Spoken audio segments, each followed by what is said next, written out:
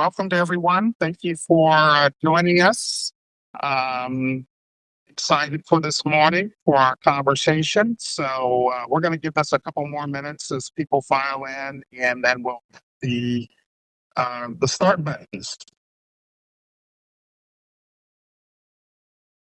Oh, I think I know why you're getting an echo. Actually, for some reason, the sound on my end is coming through my laptop instead of my headphones. Are you still getting an echo? Oh, now I'm not hearing you at all.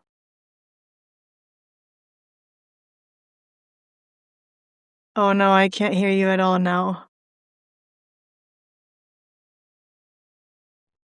Hold on. Okay, now you can hear Okay, me. Yeah, now I can hear you. we're good. Oh, we love technology.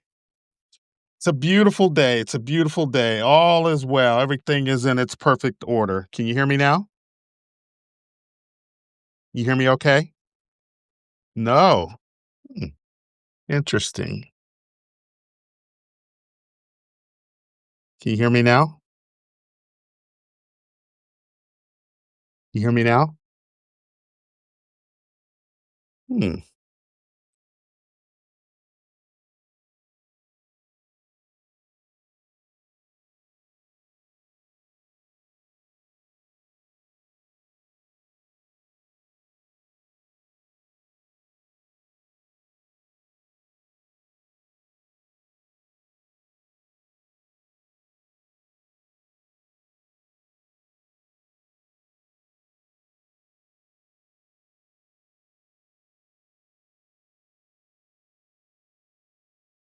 You hear me now?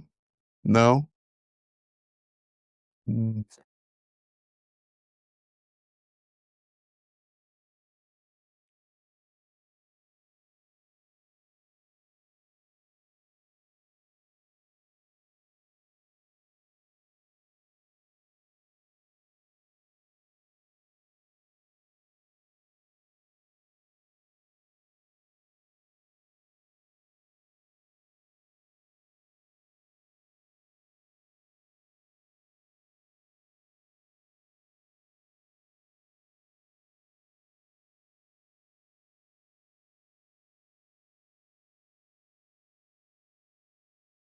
Hey there, try logging out and logging back in. Just where it says end up in the upper right hand, and then let me see if I can send another invite.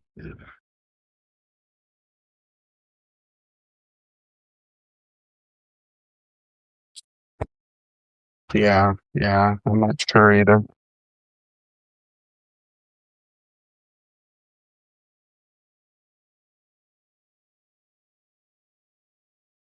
So I sent you another invite.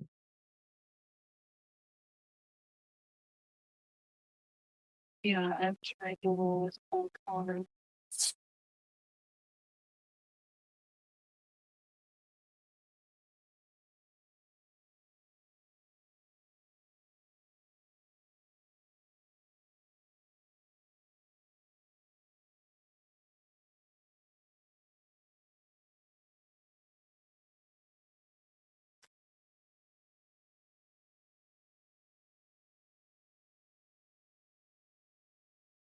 It's telling me to click on an icon to allow camera and microphone access, but I don't even see that icon. I already clicked the wall and both of them.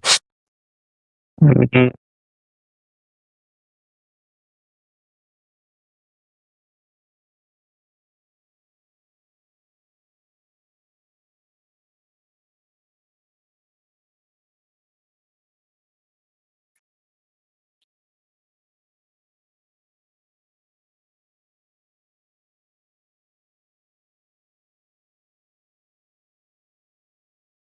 Yeah, hold tight. Did another invite pop up?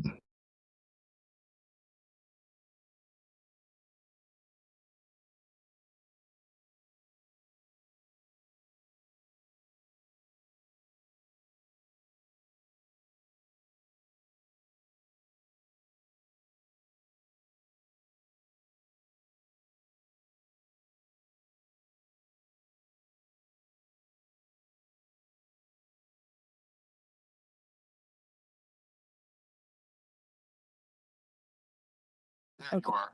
Okay. Okay, wait. Now I can't hear you again though. Let's try that. Yeah, here, hold on. Now Okay. I can hear you. Okay. All Is right. the We're echo good. still though? Are we good? Uh, I think we're good. No echo. Okay. All right. We're all Thank you for good. your patience, everyone. Thank you for your patience. Well, welcome. My name is Diamond Michael Scott, and I am AKA the Chocolate Taoist on Substack. And I'm here with Sureya, Leonara. Did I get that right? You did. You did. That's that mushroom coffee that I had this morning. So, so we're so glad to have you. Thank you for joining me for our session today Thank or you so much. discussion. Yeah, yeah, yeah. And we're going to just let all of the technical pieces wash aside because in this universe, the thing that I know is everything is in its perfect order, even when it appears that it's not. And so we're here and we're just going to jump into our conversation. Many of you read the kind of the descriptive. It's going to be real. It's going to be raw, and we're just going to really get into some things that I think are really important for the times that we're in. But um, I'm gonna start off by having you tell us a little bit about your journey into this space as a sex coach or sex advisor and a relationship mentor. Yeah, absolutely. I am a holistic sex and relationship mentor, and I came into this work through my own journey with chronic illness, losing my libido, experiencing pain during sex, and having to sort a bunch of my own stuff out. And that led me to the realms of Tantra and Taoism. First through the pathway of sexuality and then expanding into them as a whole, and took me on this wild journey of coming to understand myself on a deeper level and tapping into this passion that is now my life's work and purpose for nearly a decade now.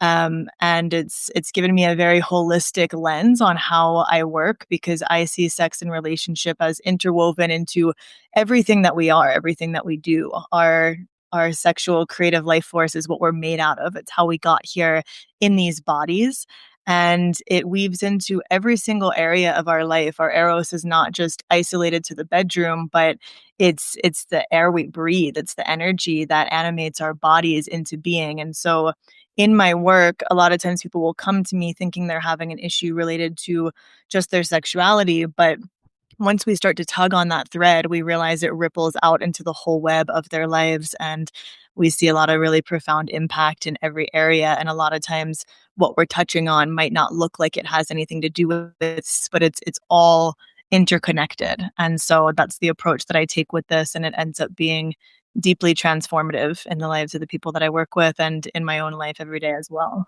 Yeah, and for our listening audience, you can already tell. So Sureya's already using words like libido and sex, and these are sometimes words that really kind of make people a bit uncomfortable. I'm not quite sure why. Could you speak to that just a little bit? Yeah, I think sex gets a bad rap. It gets a bad rap. I love that already. We're heating up. We're heating up. It's taboo for people. We're not really taught that it's okay to talk about. I mean, I can't tell you how many people come to work with me and they kind of carry this shame around, like, well, nobody ever taught me anything about sexuality, so I don't really know what I'm doing. And I'm like, yeah, welcome to the club. Like, you and I both, all of us have stuff around sex. Nobody was really given a proper education around it. We're kind of told it's bad and not to touch it, and then we're thrown into the world as adults expected to know how to do it. And sexual energy is just creative life force. It's how we all arrived here in these bodies. And so at its core, it's deeply innocent, it's deeply alive. Hmm. And if we are ashamed of our own existence, then at the core, we're ashamed. Or if we're ashamed of our sexuality, then at the core, we're ashamed of our own existence. And Hmm. so, a lot of stuff gets projected onto sex, but sex itself is just creative life force. And I think that's a Mm. really important thing to come back to. And if we could approach it with curiosity instead of fear and projection and expectation and performance, it becomes this very different thing. Sex is play, it's the interplay of creation. And it's meant to be messy and sometimes a little bit awkward. And we're just all fumbling around in the dark our way with it. And I think when we can let ourselves off the hook on feeling like we need to know what we're doing, it shifts the energy a lot. I love that. I love that. And we've known each other for a while. So I stumbled upon Sureya's Instagram a number of years ago and was intrigued. And for our listening audience, I kind of want to take you back to a story of a number of years ago. I was actually in a dentist office, and that's always fraught with a lot of anxiety. And so I'm doing my little deep breathing, and I pick up this magazine, and it talks about sexual energy and tantra, and I'm kind of like, oh, I wonder who's watching me read this magazine, because it was like right on the front cover. And I read through it, and I felt something, Sureya, that I think I kind of felt for the first time. The article was about what you mentioned, sex and intimacy not being just about, a sexual encounter with a person, but it's deeply embedded in all aspects of our lives. And so I'm reading this thing and I'm reading this thing, and I'm hoping that the dentist they're not going to call me anytime soon, because I had to get through this. And I have this feeling, which I now understand from my Chinese studies, is essentially chi running through my body, and I'm just getting turned on in the dentist's office, and thinking about, again, this whole concept as it relates to, the intimacy with trees and people and animals, and the universe itself and the solar system. And then all of a sudden I heard, okay, Mr. Scott, we'll now see you. I'm like, oh man. And but but so talk to us a little bit about this broader space that you have, essentially integrated yourself in terms of your exploration and the deep mysteries and the uncertainties and what is this, and then having to, to share it with people that you've had as clients over the years. Mhm. Well, I love what you just named of reading this article and Right. tapping into this whole world of Eros that truly Yes. pulsates through everything. And this is what it's about. When I lost my libido and I was sick, I noticed that I also lost my zest for life. And so that was kind of my first clue into how closely connected Eros is with our aliveness. And um you speaking to connecting with the trees and the animals and the birds, and Yep. then Yep. even being called into the dentist office, like, can you still ride that thread of aliveness into the Yep. dentist office? Yep. And because we are swimming in eros all the time, and so when we feel disconnected from our sexual energy, it's that we're shut down, we're not being as perceptive and open to the energy that is naturally wanting to move through us, and maybe we're leaking energy on cheap dopamine hits, vices, addictions, distractions. We are tuned out, we're not present in our bodies and drinking in all of this eros that is available to us in every moment. And so even things like the dentist office, it's like, can you find the thread of aliveness in that and be really present with the experience and in your body? And for me, that's what this work has really become, is it's leaning into the wild edge of aliveness in any Mm. moment as it presents itself. So I have such a kink for sucking the marrow from each moment of life and really savoring the flavor of the moment, even if it's sour, if it's bitter, maybe it's not the way that I wanted it to look, but recognizing that each moment is a doorway to deeper aliveness and presence if we choose to walk through it. And so my work has become hugely about leaning into that wild edge where fear and desire make eye contact. And Yes, I love when you mention that. yes. And that's an uncomfortable place for people sometimes. That is often the edge where we collapse, where we self abandon, we short circuit. So, a lot of the work I do is about building capacity to stay with the discomfort, to Mm, stay with mhm, the high mhm, intensity mhm, sensation mhm. and lean in with presence and curiosity. Yeah, yeah. So let's get wild. You ready? I'm ready. So I have my journal. I'm a huge journaler. I've been journaling for 35, 40 years. And so I took some notes. And, one of the things that I wanted to talk to you about is this whole concept that you oftentimes articulate to your audience, and that's about capacity. Oftentimes we think we have like the insight, we read the books, we talk to the experts, but as you have oftentimes said, that it's more about the capacity to create the change. Can you elaborate on that just a little bit? And I'm Absolutely. going to take some notes. Yeah. Yeah, most people actually know what they want and they do have the insight and they may try to convince themselves that they don't. A lot of people like to hide behind this excuse of lack of clarity because clarity is actually terrifying. Clarity means we know Yes. what to do and now we just have to take that next step. And so a lot of times it's not that we're lacking insight, it's that we're lacking the courage to act. And what it means to act is, are you willing to potentially lose many things about life as you know it in order to step into a version of yourself that allows you to receive things that are beyond what you ever had the audacity to ask for? Hmm. And that's what you have to ask yourself is, am I ready to go through a death of identity to step into who this desire would ask me to become? And that Yeah. is terrifying to most people. It is. It is. Another quick story. Years ago, I was living in Chicago. I was in a relationship that had kind of gone south. So this this friend of mine said, "You need to go down and meet with this therapist, the late Miss Mitch Messner, who's very, very well known in Chicago."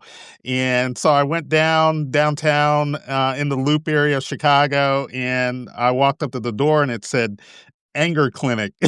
And I was like, oh no, the brothers got the wrong address.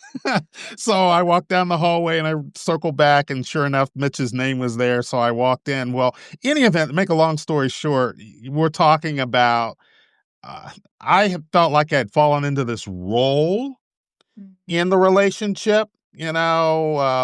This is who I was. I was given my instructions by my partner, and I had lost my identity per se. And he's like, as a typical, he was what was known as an Adlerian psychologist, and they tend to ask you all sorts of annoying questions that make you trip over yourself.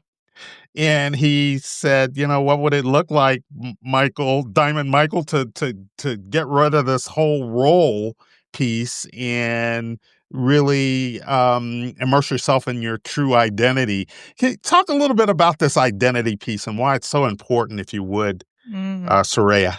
I love that you segued in with this story because, this has been a huge piece of my own journey and my Mm, I work with a lot of people pleasers, recovering people pleasers, hmm. overfunctioners, self-abandoners, Yeah. because that was a huge part of my pattern that I've had Mm, to come out on the other side of. I was raised in the Midwest to be polite, pleasing, and appeasing. yep. Midwest here. Yep. Yes, you know. Yep.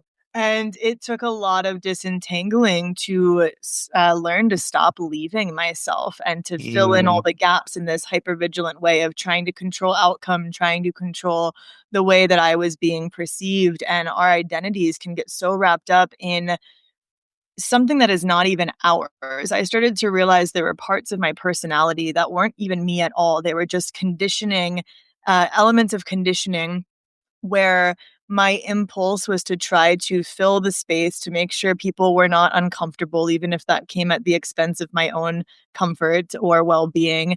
And I had this role that I was playing unconsciously. And just yesterday, I had a client that I was working with on people pleasing and how he's never been able to receive. And he works in hospitality. He's always trying to be there for everybody else, but it has led to a lot of resentment and self-abandonment. Mhm. And I asked him what would it look like if you were to start shifting that and asking for what you need and prioritizing your own needs. And he says, well, that's just who I am. I'm the person who does everything for everyone.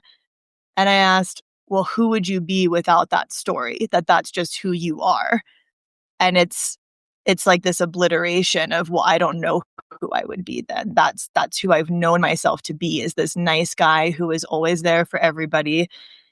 But underneath that, the truth is, I don't know who I am at all. And I'm terrified of that. And I'm terrified of discovering who that person is. And how is that going to ripple out into my marriage? What if my wife doesn't Mhm. like who I actually am? What if Yep. life suddenly don't like me?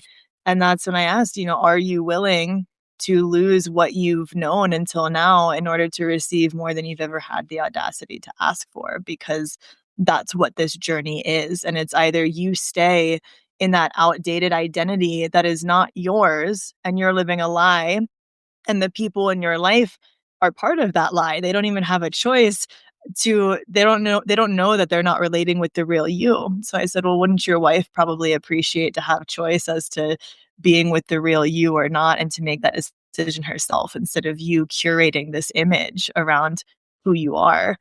Um, and I think that's what's really scary for people. It's when you've built your whole construct of reality on a certain identity, and you have desires that push up against fear around, what is this going to cost me?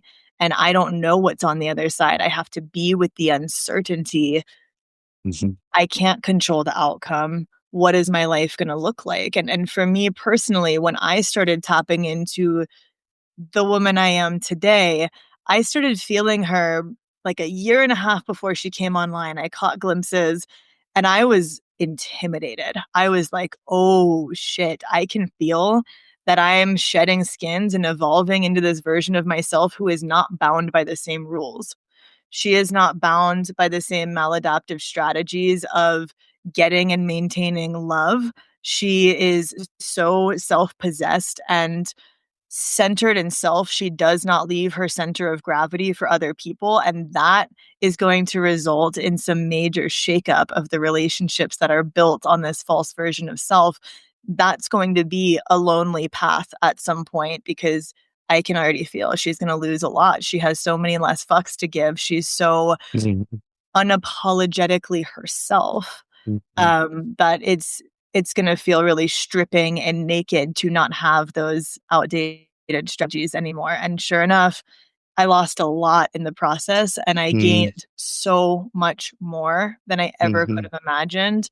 And Mhm. it was the most liberating process on the other side of a lot of pain and loneliness, but never have I felt so centered and solid in Mhm. myself. Mm. Even that word that you use, nakedness, we feel such vulnerability, particularly here. And I've not been to Europe yet, but I hear that there's a bit less, constriction in terms of, being able to embrace your nakedness with the naked beaches and that sort of things. Not that we don't have them here in the United States, but it's, I think, a kind of a different narrative. Are you seeing that? What what's kind of come up for Totally. you there? Yeah.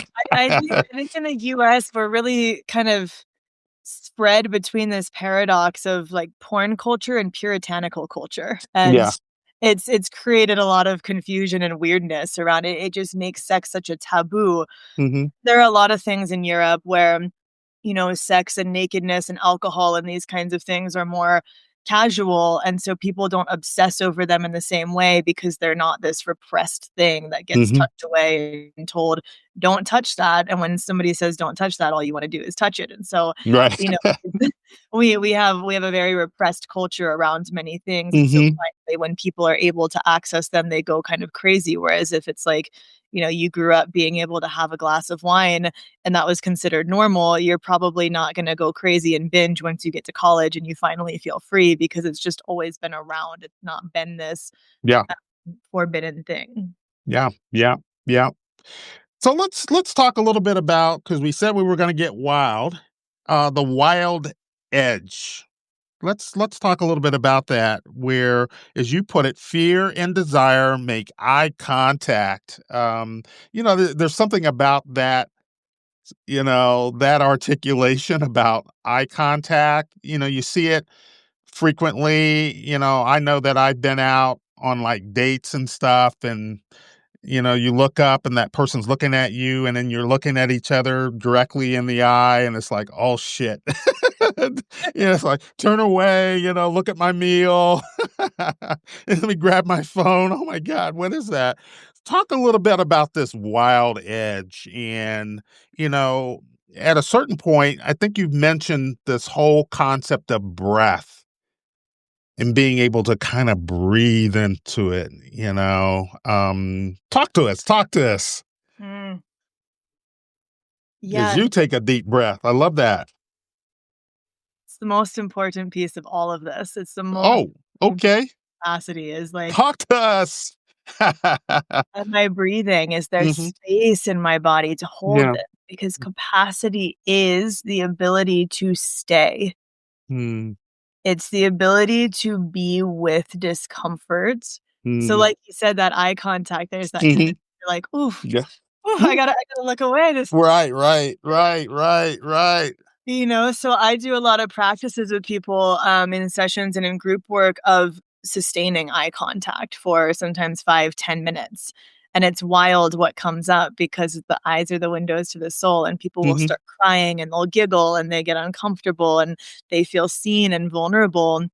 And so to stay with that connection and to breathe into it, that's where capacity is built. And so it's not about having all the answers. It's, can you stay when there's a lot of high intensity sensation moving through mm, your body? mhm, And fear and desire are two sides of the same breath.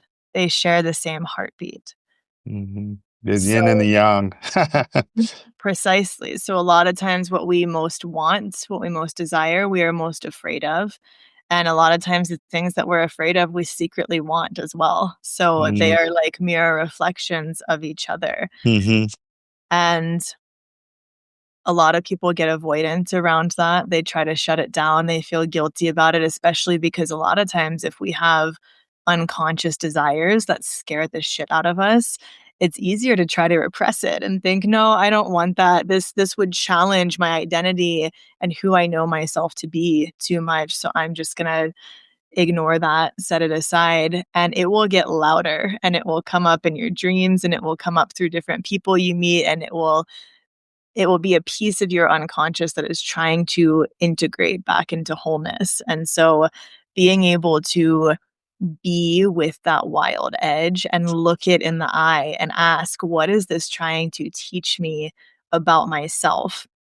And mhm, high intensity sensation comes up in so many areas, and our capacity to be with it, that is how we wield the blade that carves our life into being. Because this could be high intensity sensation, could be sexual pleasure, it could be money, whether that's mhm, investing a large amount of money, receiving a large amount of money, or holding a large amount of money. It could be conflict, it could be physically strenuous activity.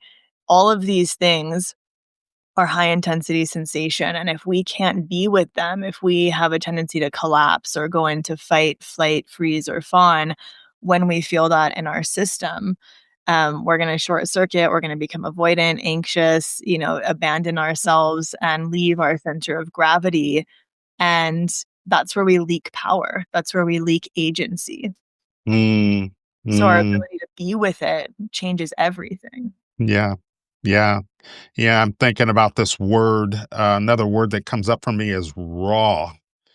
Raw conversations. I just this morning, so I write the Daily Chocolate Taoist in kind of chunks, and I wrote the Tuesday version of next week today, and I wrote it about raw conversations, people that show up in our lives to teach us something.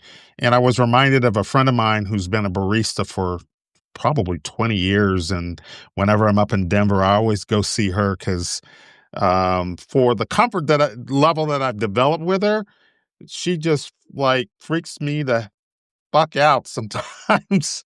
I mean, just she'll have a raw conversation. There's like 12 people in line behind me, and I'm like, oh my God. I walked in one, so I have to tell you this quick story before we continue. I walked in one Christmas, and there was a black Santa Claus on the counter, and I said, "Hey," I said, "what's up with the black Santa Claus?" And she's like, "You didn't hear? All black people get free drinks on Christmas." And all of these folks turned around and looked at me. And I'm like, oh my God. But, this raw thing is about really stepping into our vulnerability, isn't it? It is. It is. We feel exposed. And what's interesting is we all share so many of the same insecurities and vulnerabilities, but we're all walking around hiding them and not sharing them. And so it's if we come to recognize that like we're probably all hiding and carrying a lot of the same stuff, it's actually Yeah. a lot less intimidating. But Yeah. Yeah. I think the more comfortable we are with ourselves, the more comfortable we are being with other people. It's the more we deepen our intimacy with self, the more we can expand into capacity to Mm, be intimate with others. And I think that's one of my gifts in this work is I have become so comfortable talking about sexuality and these taboo topics that normally I might start talking about this casually in some sort of public setting, and people are kind of like, holy shit, did she just go there? She's talking about this right now in a cafe or on an airplane. I mean, I had a 2-hour conversation with a man next to me on an airplane one time about non ejaculatory orgasm. The people in our seats around us are just like, so deeply uncomfortable. I talk about this all day, every day with anybody. And he's like, if you had asked me this morning what the chances were that I would be having this conversation with a stranger on the airplane today, I would have said absolutely zero. yeah. And he's like, but I'm so glad I did. And he was awkward about it at first, but after he saw that I was comfortable with it, it gave him permission to be comfortable with it, and we had this conversation. And people will come up in cafes and say, "Wow, I overheard you talking about this. Can I talk about you with that?" Or it's become very natural for people once I tell them what I do, even if we just met 5 minutes ago, to start sharing with me things that they've never shared with anybody. And I think that's a really beautiful thing when we can bring that vulnerability and kind of go straight to the heart of a topic that we might not typically get into because there is a safety there. There's an acknowledgement of like, hey, we're all human. We all carry these vulnerabilities, and Yeah. we get Yeah. into. Yeah. Yeah. And some of our hesitation, I think, if you could speak to this, are about what I think you've termed false layers that are built upon trauma, conditioning, how we grew up, burnout, and somehow some of us pick up these inherited expectations on the part of people in our lives and the world and society and how we're viewed. S- can you speak to that a little bit? Yeah, absolutely. I mean, we care a lot about what people think, and we Hmm. try to curate an image of how people see us, which interestingly is kind of an unconscious form of manipulation. And Mm. seems really well intentioned. Hmm. Um, a lot of times we think we're coming from a place of love by trying to make sure people like us, but we're actually coming from fear. Hmm. And if we are trying to control people's perceptions of us, then it's not honest. And one of the most liberating things of my life has been let people think what they want to think. There are going to be people that hate you, and that's okay. And if you're liked by everybody, you're definitely diluting yourself. Hmm. And I think it's a means of trying to secure a sense of safety, because we are social beings, Hmm. especially in a tribal society before our world was so highly individualized and had the level of anonymity it can have. If you fucked up, you might get exiled. Yeah. Your survival was very much at stake. And now, at least in a lot of parts of the world, we do have more freedom to be ourselves and for it to be okay if we're not liked, but we still have that deep survival instinct and these roles that we think we still have to play. But I really see it like, if you are trying to please everybody else, you're leaving your center of gravity constantly. The sun stays in its center. The sun is not trying to run around and make sure all the planets get the light they need. Sun stays put in its center and everything arranges around it and it all works out. And when we try to fill in the gaps, so for example, people that are overfunctioners, which was a huge pattern of mine for so long, was like, especially in a relationship, of being with somebody for their potential rather than who they are. And you're Yeah. trying to fill in the gaps of like, let me see if I can muscle my way into getting them over here and if I can do this for them. And you're leaving your center. And if you're only taking responsibility for what is yours, 100% what's yours, standing at that line and not crossing it into the other person's territory, you will clearly see the disparity between what is yours and what is theirs. And then you have clarity as to what is the dynamic of the relationship. Whereas if you are filling in the gaps, you don't have that. You're trying to control the situation because you're scared of recognizing we might be in misalignment, or if I don't overextend myself, I might not get what I want from this relationship. And can you be okay with that instead of trying to force a square peg in a round hole? Hmm.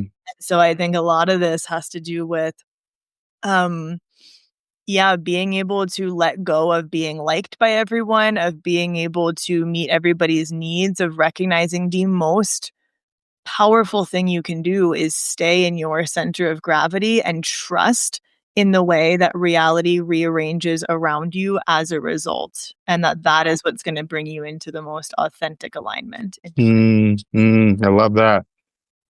I noticed a few folks have joined us. Again, my name is Diamond Michael Scott, aka the Chocolate Taoist on Substack, and I am here with Sureya Leonara. And she is a sex, yes, I did say the word sex, and relationship mentor. She has her own practice. And, Sureya, I know I'm kind of bouncing around a little bit, but it's your fault because you're just so damn interesting. Um, I remember when I first scrolled and saw your profile on Instagram, and you had all of these very intimate pictures, and very raw, and it was like a pause. I remember the day. It was like a pause for me to kind of take a look at myself, and I kind of went through my profile, and I was, indeed being myself. But I realized that there was this part of me that maybe I'm not revealing, I can every day promote the Ohio State shirt, because I am a Buckeye, the Ohio State University from good old state Ohio. But, how I'm curious what did it take for you to be able to feel comfortable in being that intimate with folks online? Hmm. I'm from Ohio too, by the way, so I love You are? that. Yes. Now we find out. Why didn't you tell me this before we got on air? Wasn't a OH. yeah. Yeah, so I was raised in Ohio. And Where? Cincinnati. Okay, Columbus. So cool. Each other. That is so funny. Okay, continue. I'm sorry. I'm interrupting here. No, you're fine. My journey with my body was very intense, actually. I really had a lot of body dysmorphia growing up. Mm, I had, a best friend who would make fun of me and say that I couldn't dance and that I was fat. And so I stopped dancing. I loved dancing when I was little, and then from ages 9 until 17, I wouldn't even dance alone in my room by myself, and Mm, I would cover my body so much all the time. I've always had a booty, and I would get, like, whistled at if I wore shorts, and it was mhm. it was so uncomfortable for me, especially going through puberty, and so I'd always be fully clothed even in that really sticky, hot summer Cincinnati weather. Yeah, yeah. And, I was just terrified and I was so uncomfortable in my skin as well. Like, I just didn't know how to inhabit it. I felt vulnerable. I felt exposed. I didn't know how to navigate the kind of attention that came with just being in a female body. Um, and so actually, when I was 17 at my first music festival, high on acid is when I reclaimed my ability to learn how to dance. And I Okay. was at a bluegrass show, Yonder Mountain String Band, and I'm looking around seeing all these hippies doing their little hoedown, and I had this realization of, wow, dancing isn't about how you look, it's about how you feel, and there's Mhm, always somebody that looks sillier than you, and if there's not, then you get to be that person to help mhm, somebody else feel more comfortable. And so I just broke through and started dancing, which became my favorite thing in the world. I later went on to study belly dance and perform in front of thousands of people, and now it's one of my favorite forms of expression. And through that process and through doing the healing around my sexuality that I went through when I was sick, and just learning to inhabit my body, and especially learning how to have stronger boundaries, because when I had porous boundaries, I would attract so much unwanted attention and I felt very vulnerable. And then when I learned how to carry myself in a different way, and when I didn't need validation and when I didn't need to feel like I had to appease other people and leave my center of gravity, and I learned that I can express myself the way that I want to and also say no to attention that I don't want. That was a big shift for me. And so, doing photo shoots, while being very deeply inhabited in my body, and this kind of thing was very, very healing for me, because I had gone from being so ashamed of my body to now I feel liberated. I feel at home in my own skin, and mhm, I've received a lot of judgment for that, for sure. I mhm. think people Family. project where they're uncomfortable within their own skin, and people would say things like, "Well, if you work with men and their sexuality and you try to help them get off of porn, why do you dress or express the way that you do?" And my answer to that is, my self-expression is completely separate from all of that. This was my own process that I went through before I even did this work, and I'm not going to dilute that or dumb that down because of what men are navigating through their sexuality. Part of what I teach men is that you are going to be in the presence of beautiful, powerful women your whole life, and it is your responsibility to learn how to channel your own sexual energy and be able to listen to what she's saying without getting distracted by her appearance.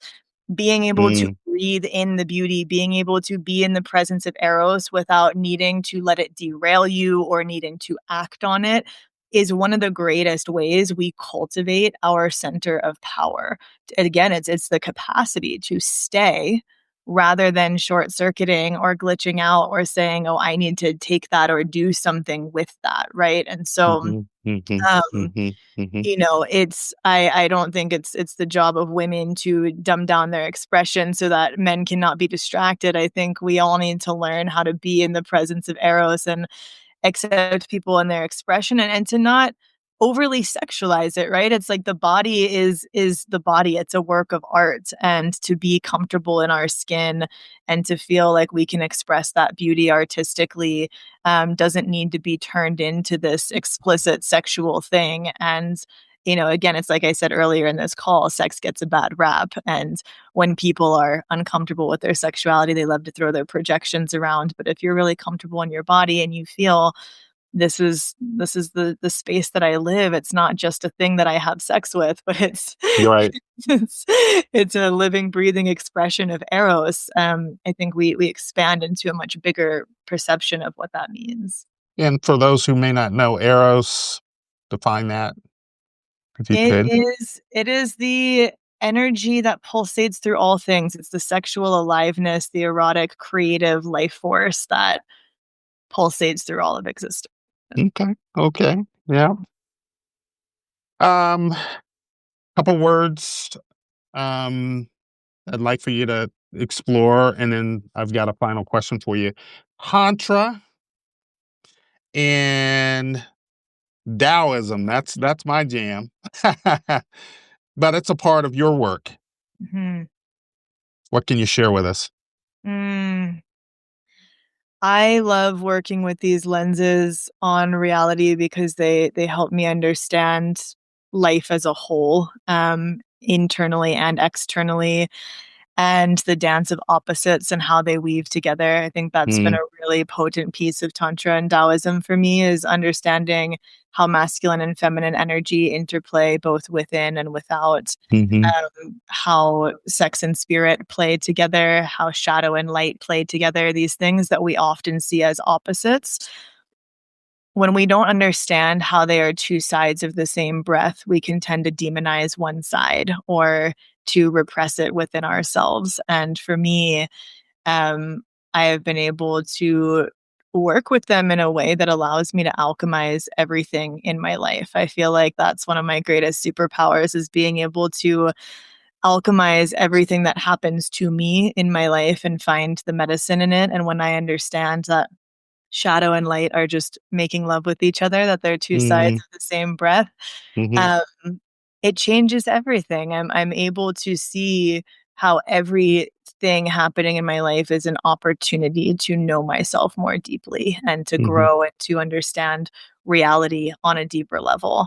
And that really helped me in navigating my illness as well. mhm, In my early 20s, I was very deeply in a victim state about it, kind of like, wow, I can't believe this is happening to me. And ultimately, it's what led me to understand myself on such a deeper level and led me to the work that I do. And so, um, Tantra and Taoism, they are just very expansive lenses for understanding and interacting with reality for me, mhm, that contextualize everything in such a potent way and kind of allow the pieces to fit together mhm. through a very holistic lens. Yeah, excellent, excellent. Mm.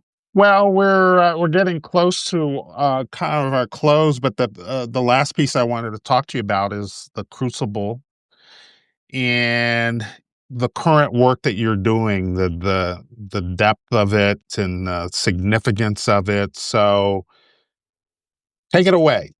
Yeah, absolutely. Well, I think before I even get into that, I would love to just invite everybody to take a moment to somatically play with this concept that we've been talking about of capacity and the center Hmm. of gravity, because it will Yes. allow you to really feel what I want to say about this. And Mm, um if everybody wants to take a moment, like I said earlier, it's all about the breath. So taking a couple of deep breaths all the way down into your pelvic bowl, and inhale through the nose for 6 counts. Exhale through the mouth for 8.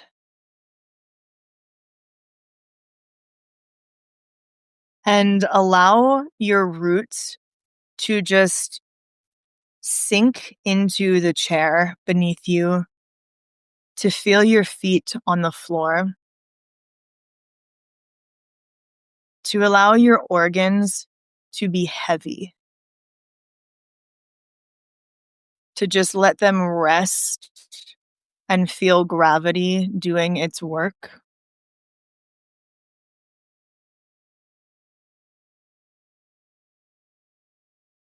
Continuing to let your breath flow slowly and deeply, but don't let your body collapse here.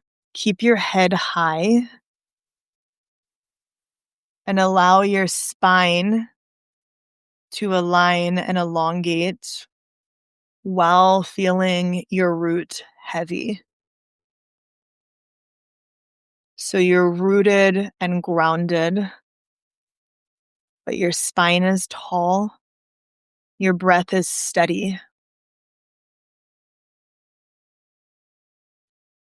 Feel how much space is available here within your system. When you're truly centered here, when you're breathing,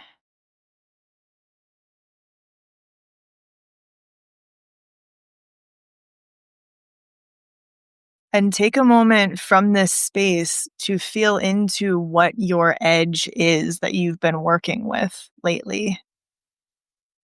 Whether this is stepping into a new identity, leaving an old one behind. Maybe that's a job, a relationship, a habit.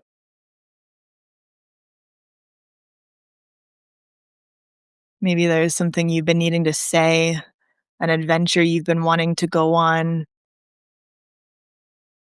Just feeling that edge and noticing where you typically leave your center of gravity when leaning into that edge. What's the moment that you either collapse or you leave that center to reach, to fill in gaps, to try to control that which is not yours to control?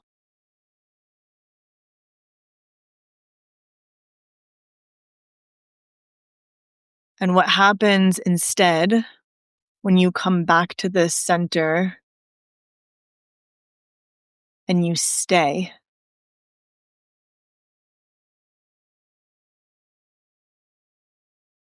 You make eye contact with this edge and you breathe into it.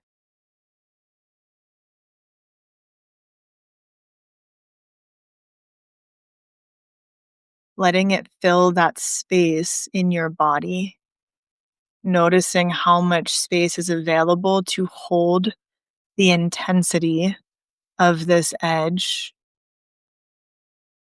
when you choose to stay, when you refuse to avert your gaze,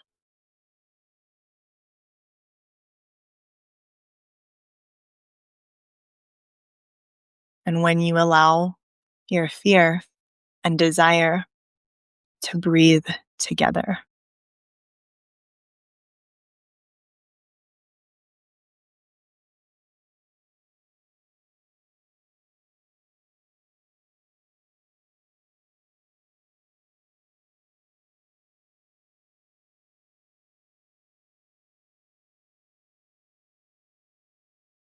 Just feeling what happens in your body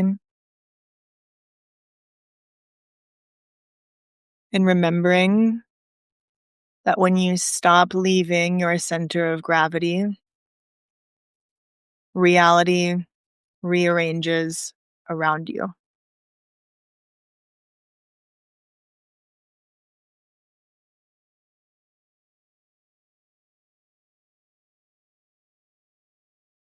As you feel ready, open your eyes and come back into this space, staying connected to the center of gravity and to your breath.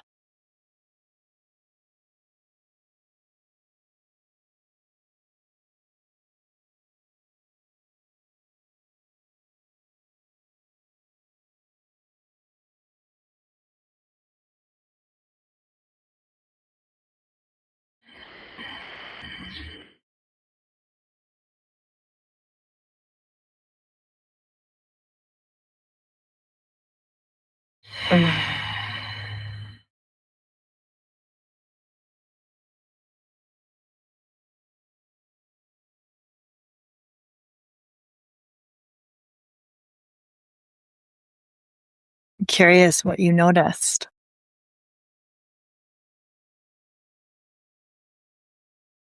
Ooh. Wow. Actually, I'm hoping somebody will say something in the comment section because I'm a little speechless.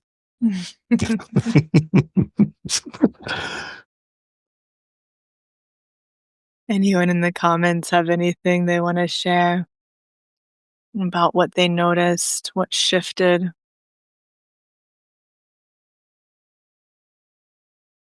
Or what is maybe even still shifting for that, for that.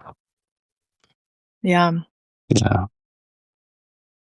it's a potent practice. And this was just a little micro snippet. I actually uploaded a 20-minute version of this practice on my Substack earlier this week. So if anybody wants to check it out and dive in more deeply, Mm-hmm. it's a really amazing way to center and to step into your power. And you asked about the crucible. The crucible is a compression chamber for learning to meet your edge in an intentional way. It's not about showing up perfectly. It's not performative. It's not about getting it right. It's about honing your ability to stay. And it's for people who can feel that something is needing to shift in their lives. We are moving out of the year of the snake and shedding lots of skins and moving into the year of the fire horse in just over a month. And this is a year of quantum leap. This is a year of taking action. A lot of people have been cleaning up house and letting go of all kinds of patterns, habits, relationships, and aspects of their life that are no longer serving them. And so the crucible is designed for people who are at a threshold, who have some sort of edge to cross, whether it's leaving that job, that relationship, going on that adventure, breaking the habit that they know they're giving their power away to, where they're leaking energy, taking that next step towards an adventure. It's that edge that you feel calling you, and you can feel the version of you who is standing on the other side of that edge asking you to meet it and cross. And for people who want a group container with witnessing and precision and accountability to cross that edge together. So it is a 6-week journey that I'm holding. It starts a week from tomorrow. The doors close on Friday. And it's going to be a very potent journey into crossing our edges together and working with building the capacity to do so in a way that doesn't blow our nervous system out. This somatic practice that we just did will be working with tools like this to really prepare you to step into that new identity that is actually not new, but is a version of you that has always existed, but buried underneath the programming, the conditioning, the projections, the trauma. We are excavating this more true, uninhibited, authentic version of you and coming home to that. So those who feel the call to this will know. And there's also a private mentorship track available within it for those who want to do private work on top of the group. Part of the gift of the group is the witnessing of the group and being able to be seen and held accountable to your transformation so that there is no backing out and self-abandoning, not letting that fear swallow us whole, but really holding the fear and desire in tandem and teaching them how to breathe together, remembering how they breathe together. So that is the crucible. Yeah.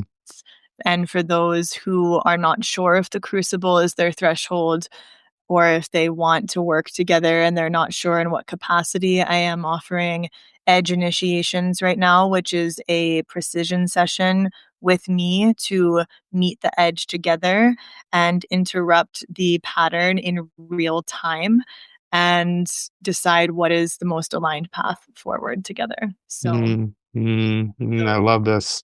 And boy, the timing, as you mentioned, we're, stepping out of the year of the snake and into the year of the fire horse. If you could close by sharing with us what in your mind is really kind of critical for us to remain mindful of as we've stepped into this new year. It's many have said that 2025 was very anxiety ridden and indeed trying to shed off the stuff that just we're not aligned with. So if you could close with just a few thoughts in what I call breadcrumbs of wisdom for all of us as we step into this new realm of the fire horse. Hmm. I think this is really a time of recognizing that which cannot withstand the heat has to burn away. Mm-hmm. We're carrying a lot of unnecessary weight, most of us, that cannot cross into this next threshold. Mm-hmm. And there is so much clarity in liberation, in the willingness to let what needs to die, and to hone the capacity to step into what you know to be true, but you're afraid of fully embodying. This is a year of deep courage and action, and no longer allowing our stories to convince us to keep playing small. The world needs people who are willing to step into their leadership, to live in alignment and to take risks and to push edges and to really sink their teeth in and drink of the juices of life. We don't know how long we're here. This world is crazy. I cultivate intimacy with my mortality on a daily basis. It is the reason I am so alive, because I am constantly aware of the fact that I could die right after this call, and that is my North Star that keeps me orienting towards the thread of aliveness that I choose to follow through all of my decisions. So I would encourage everyone to feel that raw pulse of aliveness and allow that to be what guides your next step, to notice what stays, to notice what cannot cross the next threshold, and to know that some edges are meant to be crossed alone, others require a crucible. And you will know which that is. That's so beautifully said. So beautifully said. Thank you, my friend. Love you, my friend. And thanks everyone for investing the time. I know your time is valuable. Um, I don't know whether there's even a thing called time, but you were here. And Sureya, again, can't thank you enough. Really appreciate you. And tell us what your about your Substack. Real quickly. Yes, my Substack. If you loved the topics we dove into today, that's what I'm writing about, that erotic edge between fear and desire and how Eros pulsates through every area of our life. I just started it like 7 weeks ago, 6 weeks ago, something like that. So I'm just getting started, but it's a place where I really unfurl and share a lot of the deep inner workings of my mind, and it's been such a joy and so inspiring and activating to share in that way off of kind of fishbowl attention span social media platforms. I really love Substack and the depth and the richness that the people in this community bring. And so there's going to be all kinds of things I'm going to be sharing on there. Podcast episodes, poetry, essays, so many different things. So yeah, if you enjoyed this, definitely, come over and subscribe and stay tuned for more. And check out Diamond Michaels as well if you haven't already. He writes every day. You are so prolific. I'm so impressed. Yeah. So deeply impressed that you publish every single day. Thank you. It's exquisite. And it is such an honor to be here with you. And I really appreciate you inviting me. Such a dear friend. Thank you. Thank you. Thank you. Yeah, and that's the Chocolate Taoist, where we delve into, how we can navigate paradox, mystery, and uncertainty in life. That's the gist of what I write about and post at 4:44 a.m. every morning. So, Hour. yeah, yeah. So Wisdom coming through this stream. Definitely check it out, everybody, if you have not already. yeah, back at you. Well, listen, thank you so much. And for those of you that chimed in, please stay on the connect, and let's just make this a wonderful year of the fire horse. We'll call it that. Yeah. you, everyone. Thank you, everyone. Hey. Yep. Much love. Thank you.